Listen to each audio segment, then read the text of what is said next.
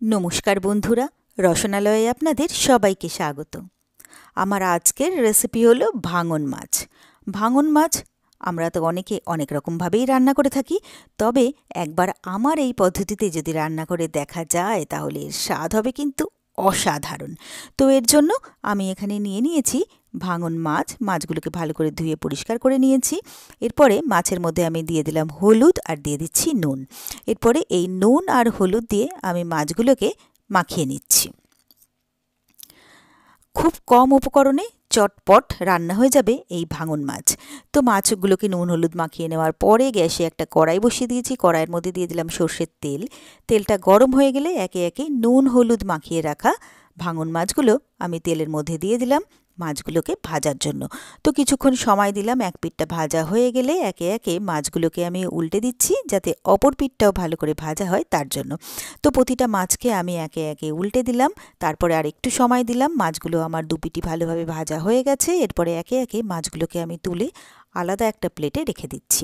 তো মাছগুলো তুলে নেওয়ার পরে এখানে আরও 1 চামচ তেল আমি দিয়ে দিলাম। তারপরে আমি একটা তেজপাতা, 2টো এলাচ, 3-4টে লবঙ্গ আর 1 টুকরো দারচিনি তেলের মধ্যে দিয়ে দিলাম। এরপরে আমি কয়েক সেকেন্ডের জন্য এই মশলাটাকে একটু ভেজে নিলাম। ভাজতে ভাজতে বেশ একটা সুন্দর গন্ধ বেরিয়ে গেছে। এরপরে এর মধ্যে দিয়ে দিলাম আমি আলু।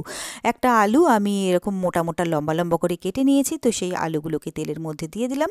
এরপরে আলুগুলোকে আমি একটু ভালো করে ভেজে নিলাম। আলুগুলো ভাজা হয়ে গেলে এর মধ্যে আমি দিয়ে দিচ্ছি আদা, জিরে আর শুকনো লঙ্কা যেটা আমি বেটে রেখেছিলাম। তো সেই মশলাটা আমি এর মধ্যে দিয়ে দিলাম। এরপরে আমি এখানে মশলা ধোয়া জলটাও দিয়ে দিলাম। তারপরে আলুর সাথে মশলাটাকে ভালো করে মিশিয়ে নিয়ে কিছুক্ষণের জন্য মশলাটাকে আমি কষিয়ে নিচ্ছি। তো কিছুটা মশলা কষিয়ে নেওয়ার পরে এখানে আমি একটা টমেটো কুচি দিয়ে দিলাম আর দিয়ে দিচ্ছি এখানে 1/2 চামচ হলুদ, স্বাদমতো নুন। এরপরে আবারও সবটাকে ভালো করে মিলিয়ে মিশিয়ে নিয়ে মশলাটাকে আবারও আমি ভালো করে কষিয়ে নিচ্ছি। তো মশলাটা কিন্তু ভালোভাবে কষানো হয়ে গেছে। টমেটোগুলোও কিন্তু খুব ভালোভাবে গলে মিশে গেছে। এরপরে এর মধ্যে দিয়ে দিচ্ছি আমি গরম জল। তো গরম জলটা দিয়ে সবটাকে ভালো করে আবারও মিলিয়ে মিশিয়ে নিলাম। এরপরে এখানে আমি ভেজে রাখা মাছগুলোকে দিয়ে দিলাম বা মাছগুলোকে আমি গ্রেভির সাথে ভালো করে মিলিয়ে মিশিয়ে দিয়ে এটাকে আমি কয়েক মিনিটের জন্য ঢাকা দিয়ে দিচ্ছি। তো মিনিট কয়েক হয়ে গেছে। আমি ঢাকনাটা খুলে নিচ্ছি। আমি এবারে নেড়েচেড়ে দেখে নেব যে আলুগুলো আমার ভালোভাবে গলেছে কিনা। তো আলুও আমার ভালোভাবে গলে গেছে। মাছগুলোকেও আমি আরেকবার করে উল্টে দিলাম। এরপরে কিছুটা কুচিয়ে রাখা ধনেপাতা আমি এর মধ্যে দিয়ে দিচ্ছি। তারপরে ধনেপাতাগুলোকেও একটু আমি গ্রেভির সাথে মিশিয়ে দিলাম। এরপরে এই মাছের ঝোলটাকে আমি আর 1 থেকে 1.5 মিনিটের জন্য রান্না করে একটু ফুটিয়ে নেব।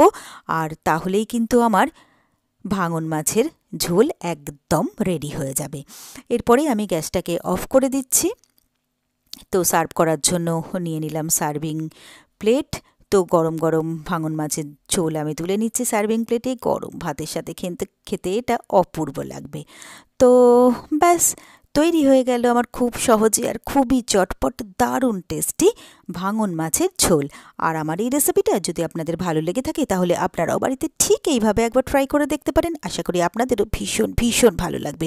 আর আমার রেসিপিগুলো যদি আপনাদের ভালো লেগে থাকে তাহলে প্লিজ আমার ভিডিওগুলোতে লাইক, কমেন্টস ও শেয়ার করবেন। আর আমার চ্যানেলটা যদি নতুন চেক করতে থাকেন তাহলে প্লিজ আমার চ্যানেলটাকে সাবস্ক্রাইব করবেন আর পাশে থাকা বেল আইকনটা প্রেস করে দেবেন। আর আমার ফেসবুক পেজ আর ইনস্টাগ্রামের পেজটাকেও ফলো করে নেওয়ার জন্য আপনাদের কাছে অনুরোধ রইল।